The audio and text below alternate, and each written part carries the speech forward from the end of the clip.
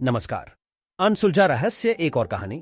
Walter Summerford एक ऐसा आदमी था जिसको दुनिया का सबसे अशुभ आदमी कहा जाता है। आखिरकार ऐसा क्या था वॉल्टर समरफोर्ड में जिसकी वजह से उसे इतना बदकिस्मत इंसान कहा जाता है? जानेंगे वॉल्टर समरफोर्ड के साथ घटित हुई सभी घटनाएं जिसकी वजह से उसे दुनिया में सबसे अशुभ व्यक्ति कहा जाता है। वॉल्टर समरफोर्ड वो इंसान जिसके साथ हमेशा से ही कुछ ना कुछ गलत ही होता है। वो जहां जाता है वहां कोई ना कोई मुसीबत आ ही जाती है। मेजर वॉल्टर समरफोर्ड, जो कि एक ब्रिटिश अधिकारी थे, वो पहले विश्व युद्ध में लड़ाई के लिए गए थे।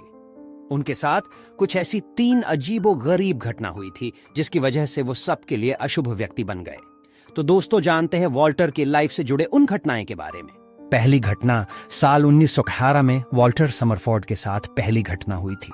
एक बार बेल्जियम के मैदान में वो घोड़सवारी कर रहे थे, तब अचानक से उनके ऊपर आकाश से बिजली गिर गई। बिजली गिरने की वजह से उनके कमर के नीचे का शरीर पैरालाइज्ड हो गया था। इतने बड़े हादसे के बाद भी वो पूरी तरह से ठीक हो गए। उनकी यह हालत देखकर वो ठीक होने से पहले ही उन्हें सेना की ओर से मुक्त कर दिया था।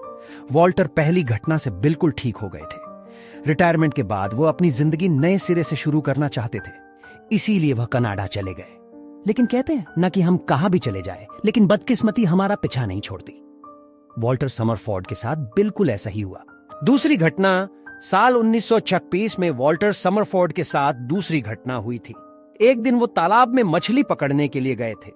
मछली पकड़ने के बाद तालाब के पास में ही एक पेड़ के नीचे बैठ गए थे। तब अचानक से एक और बार उनके ऊपर बिजली गिर गई, लेकिन इस बार उनके शरीर का दायां भाग पैरालाइज्ड हो गया था। लेकिन इस हादसे से भी वो पूरी तरह से ठीक हो गए थे। तीसरी घटना साल 1930 में उनके साथ फिर से तीसरी घटना हुई थी। एक दिन गर्मी के मौसम में वो पार्क में वॉकिंग कर रहे थे। तब अचानक से मौसम खराब होने लगा, काले बादल छाने लगे और बिजली कड़कड़ने लगी। अचानक से फिर एक बार बिजली उनके ऊपर गिर गई। इस वक्त उनकी हालत बहुत ज्यादा खराब थी। 2 साल से वो अपने जिंदगी से लड़ रहे थे, लेकिन शायद इतने हादसों के बाद उन्होंने जीने की उम्मीद छोड़ दी थी। 1935 में आखिर उनकी मौत हो गई। मौत के बाद उन्हें कब्रिस्तान में दफनाया गया था।